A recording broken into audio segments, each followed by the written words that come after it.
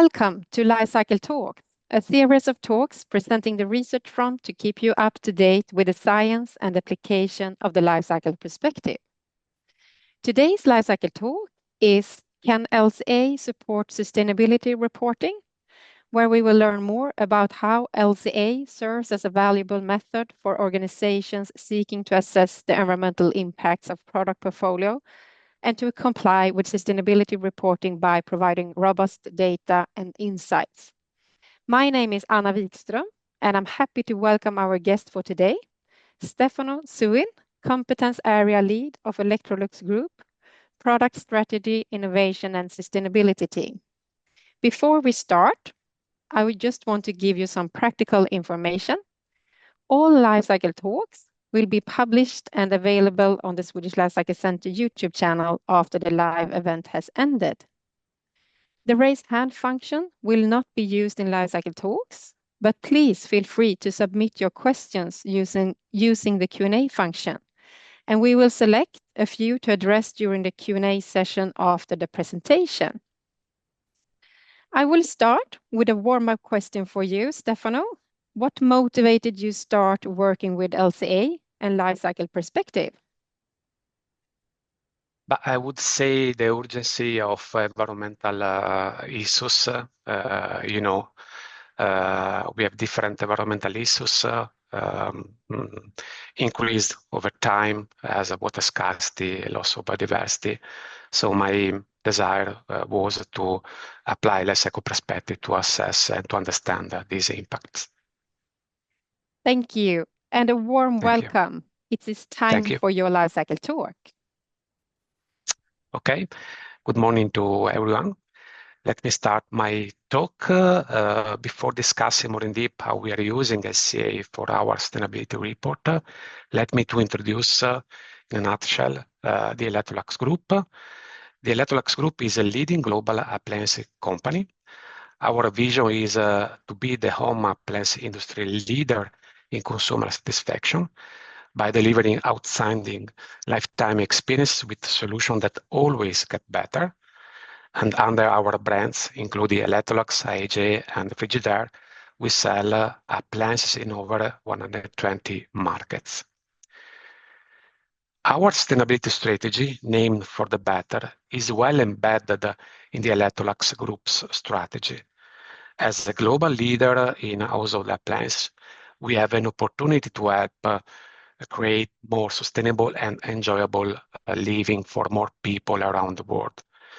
More in depth, our long-term ambition is to ensure that our entire value chain is net zero by 2050. On the right, we have just some key highlights about our recognition within the sustainability domain. And our For the Better sustainability strategy is organized in three main pillars. Better company, that is basically our operation. Better solutions, that is in a few words, the performance of our products, so energy efficiency, resource efficiencies, and of course circularity. And better living, that is how people are using our appliances. So having said that, let me to explain in a nutshell the history of LCA in Electrolux. Our story begins in the late 1990s, where an EPD of Electrolux refrigerators was issued. In parallel, of course, that time, LCA was nascent, and indeed the first ISO 140 series were released. And also the first European energy labels were introduced for home appliances. Immediately after, this assessment set the stage for the hotspots analysis and identification. That is basically the use phase followed by raw materials. And later we have started to integrate LCA into product design flow. At the end of 2010, we have started to expand our boundary from the product perspective to consumer-oriented perspective. An example is the CARE LCA method, also verified by TÜV Rheinland, where our focus is how people are using our appliances. Recently, we have started to use LCA as marketing instrument. We use LCA to help businesses to communicate and market our environmental credentials and claims. Just to give an example, 2021, we released the first True About Laundry, where we compare different washing cycles of our washing machine. 2024, we release product carbon footprint of IAG kitchen products verified by Relevant. And recently, we developed our Electrolux appliance LCA guideline already verified by Relevant. In parallel, we have started to use LCA for the corporate sustainability report, and that is the topic of my talk today. And the future developments will be digital tools, democratization, or new developments, as for instance, LCA perspective. So, Electrolux sustainability reports. We released our first report more than 20 years ago. And since 2024, we have started to align our sustainability report to the European Corporate Sustainability Reporting Directive, CSRD. The CSRD details are described in the separate European Sustainability Reporting Standards. And with regard to the environment topic, we have to include the climate change, so the section E1, pollutants, E2, water and marine resources, biodiversity and ecosystem, resource use and circular economy. If you are curious, our sustainability report can be downloaded, and this is the link, of course. So, CSRD and LCA. We are speaking of two different approaches, but with a lot of common, because LCA can be used to strengthen requirements of all CSRD environmental topics. So we can integrate the LCA into the sustainability reports in order to provide more detail and quantify data on environmental impacts.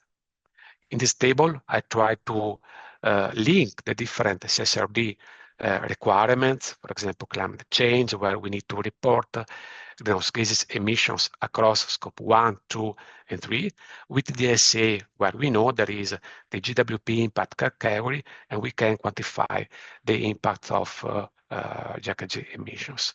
The same for the different CSRD requirements as pollutants, water and marine resources, biodiversity and ecosystem, resource use, and circular economy.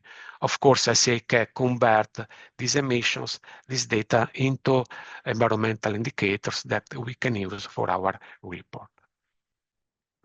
So let me to explain more in deep how we count the climate change at corporate level, and then how we use LCA for these specific requirements.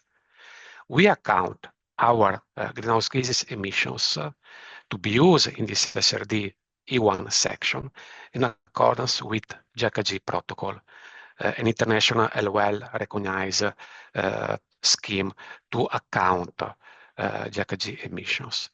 This protocol categorizes GHG emissions into scope 1, 2, and 3. The scope 3 GHG emissions account for around 85% of the Electrolux Group climate change. So this makes scope 3 emissions a fundamental decarbonization strategy. More in deep, the category 1, that is purchase goods and services, and the category 11, the use of sold products. So let me to explain now how we use LCA to support the account of category 1 and category 11 for the scope 3 GHG protocol. So category 1, scope 3, what does it mean? It means basically the greenhouse gas emissions from tons of procured raw materials. On the right, we have just a picture to see the details in terms of materials of a typical corded vacuum cleaner. We have plastics, but different type of plastics. We have steel, We have copper, we have aluminum, we have electronic components, electronic parts as cables, and so on. So these materials are necessary to produce our product portfolio. Therefore, the composition of our product portfolio is essential for calculating the Scope 3.1 emissions. The question at that time was, do we need to know the composition of the entire Electrolux product portfolio? So we thought that by using the life cycle assessment of representative products, we can calculate the Scope 3 category 1. And then we can use this data to develop a material footprint dashboard that is a tool to support the Scope 3 category 1 within the CSRD reporting scheme. Let me to explain better.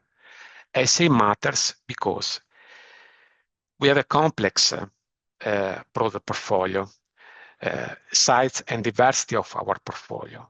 So to perform LCA for every single product is, I would say, impractical and unnecessary.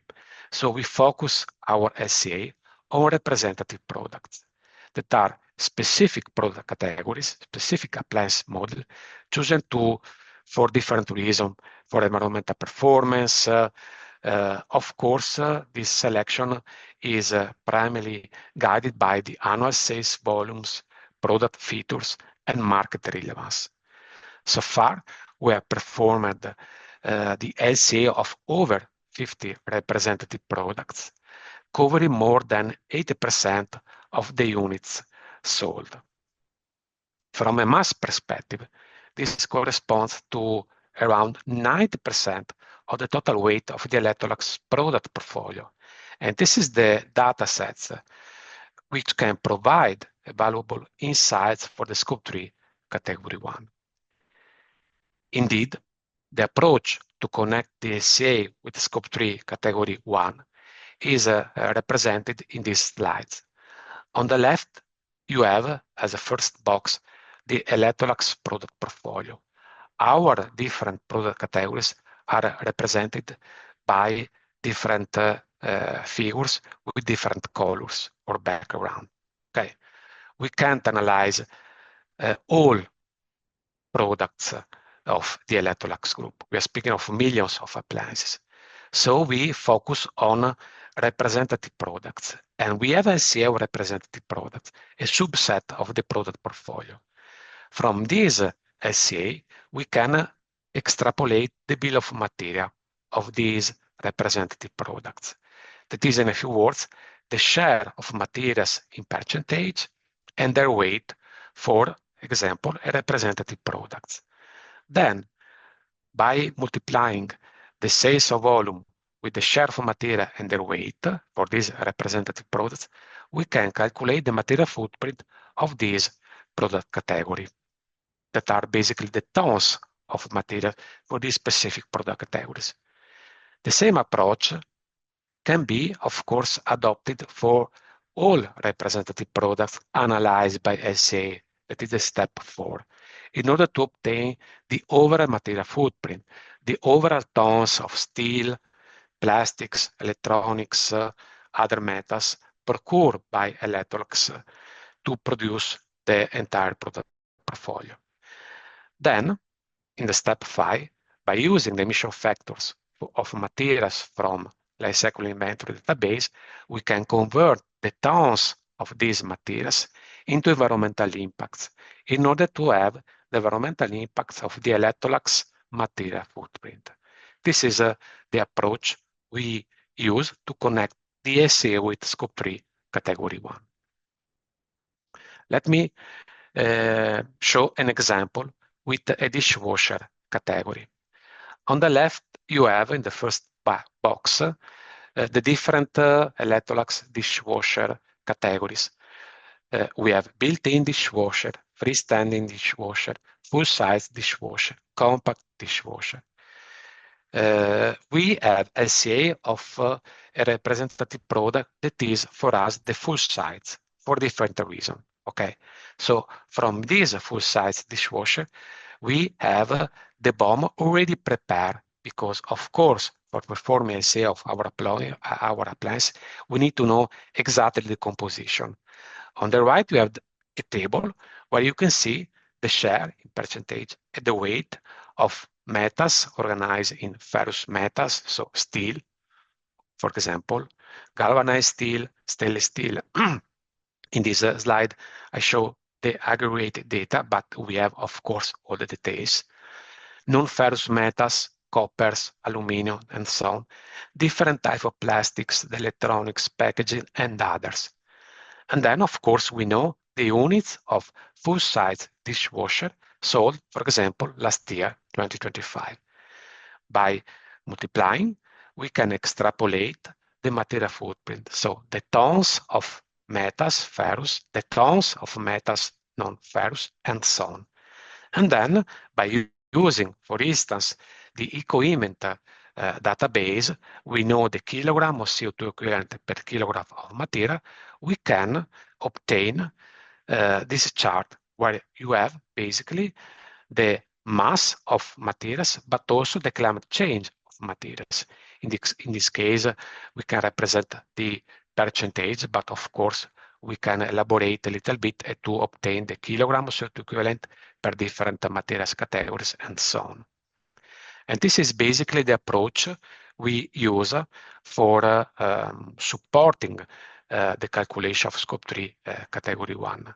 At the beginning, the core was basically the LCA of representative products. This is the material footprint Power BI dashboard developed for scope 3 category 1. It is an internal tool developed by our team in order to support the calculation of scope 3 category 1, and it can be used for our CSRD E1 report. Okay, we can visualize different metrics, climate change, mass, of course, to monitor the trend of this metric over time, and data can be organized per product categories, per year, per different region. But what is important, it is based on LCA or representative products and emission factor from were recognized database as EcoInvent. So it provides data for this CSRD E1 section. And also it can be used to provide some insights about the Electrolux circularity target as our recycled materials target. So moving to the scope 3 category 11, energy consumption matters because scope 3 category 1 includes emission from the use of Electrolux appliances sold globally every year. And the energy consumption during the use phase of sold appliances compromises the majority of the Electrolux climate change impacts. So the approach to calculate scope 3 category 11 is represented in this box. So we need to know the number of units sold, the annual energy consumption, so the kilowatt hour per year, the product lifetime, so the years for different, of course, product categories, and the country emissions factor, so the ton of CO2 equivalent per kilowatt hour. The GHG protocol provides different database for the emission factors of electricity. IEA, European Environmental Agency, EcoInvent, US EPA. What we did is to adopt a life cycle thinking to support the identification of emission factors for electricity. So, final considerations. LCA data was used to strengthen requirements of CSRD, especially for climate change topic. And we need to extend the use of LCA to cover broader and more granular range of representative product categories. Another key element is we need to use standardized and harmonized approach for the accounting. And our next steps will be to analyze future product portfolio and use patterns evolution to make to provide data to our stakeholders in order to track the reduction over time. Okay, that's it. Thank you so much, Stefano. And now it's time for questions. Please use the Q&A function to ask your questions. Yes, the first question is, what impact will the new ESPR, the Eco Design for Sustainable Product Regulation, have on product lifecycle? Okay, it's a nice question, I would say, because it will impact our, of course, industry. I would say that the new SPR is requiring circularity criteria, as, for example, repairability or recyclability of our appliance. So we need to be prepared, I would say, to address these challenges and also to integrate these requirements in our LCA studies, so especially for the use phase and end of life models. So of course it will have a strong impact on our LCA studies. Okay, thank you. And in your talk, you mainly present the global warming potential or carbon footprint as the main environmental indicator. Are there any other indicators used in your LCA studies? Of course, there is not only the climate change, but we always calculate the water footprint in our LCA studies. And also the resource depletion by using different environmental indicators. I would say that both are mandatory in our LCA studies. Then, according to the scope of the study, we calculate also the ecotoxicity or eutrophication, especially when we need to know more in deep for some appliances, a washing machine or dishwasher, where we need, of course, to include the detergent in the use phase of our appliances. Okay, thank you. We will continue. Your first EPD was back in 1999. Have you continued producing EPDs for your products? Has it helped to track the environmental performance of the product production and find improvements areas, or do you find that they are not comparable? But I would say that at that time it was maybe too early to use the EPD. Our approach now is to use the product carbon footprint verified by, of course, third party as to Relland, for instance. What is missing, in my opinion, within the EPD in our sector are some rules, probably, because especially for the use phase, that is a critical step in the calculation of climate change, especially. There is again room for interpretation, so it is very hard to compare different EPD because you can change the lifetime, you can change in which country the product is used, and so on. So it is, I would say, very hard to compare EPD and to use also for our customers. So our approach is to use product carbon footprint and to share our essay studies to our customers when they need, of course. Okay, thank you. We will continue with the next question. Which purchased raw materials are most challenging to collect data and find LCA data sets of, and how do you deal with the challenges? It's a nice question. I would say steel and then plastic. Both are relevant in terms of mass, but also it is very often critical to assess the emission factors, especially when we need to understand the contribution of the scraps because we have some targets on recycled materials. Of course, we collaborate with our suppliers, but I would say that steel plastics followed also by electronic components.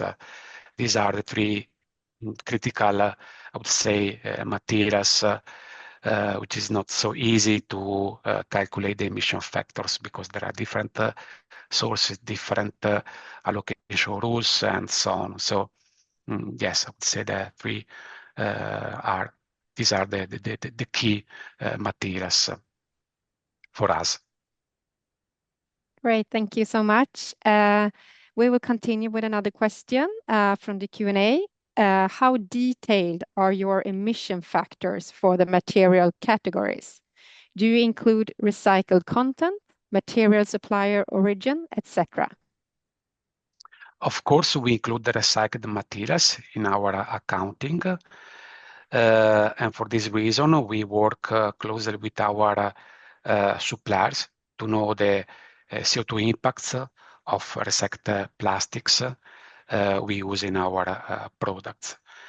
When this is not possible, we can use some data from industry association, of course. But our approach is to use data from suppliers, then eventually data from industry association, and at the end, some available database, for example, equipment or other database available in our LCA software. Thank But you. we take into account also the recycled materials, of course. Yeah, thank you. And what are the main challenges you face when assessing Scope 3 emissions? But I would say for category 11, you can imagine we have a complex product portfolio. For some products, we have standardized energy labels, so we can use the energy consumption according to some standards in some regions. On the contrary, in some regions or countries, there is no mandatory label.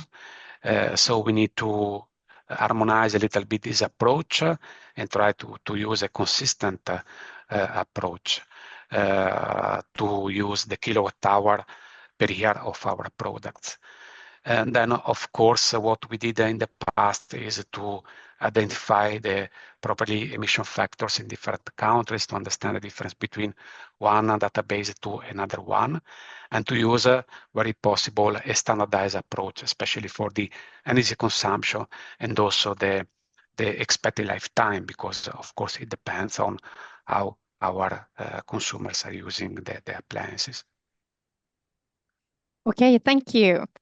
Have you tried to address biodiversity through LCA? If so, how? Yes, we tried. It is, I would say, a very challenging topic. And also at corporate level, we address this topic by using LCA. For example, we use the recipe methodology, so the loss of biodiversity. And also we use other indicators at the beginning, at least to understand what are the consequences. It is not, I would say, used every time, but our attempt is to integrate also the biodiversity quantification in our products. Okay, thank you. And the last question. For your products, do you think there is a conflict of interest between long life length and repairability? Yes, I would say that this is a quite hot topic, especially within the new SPR.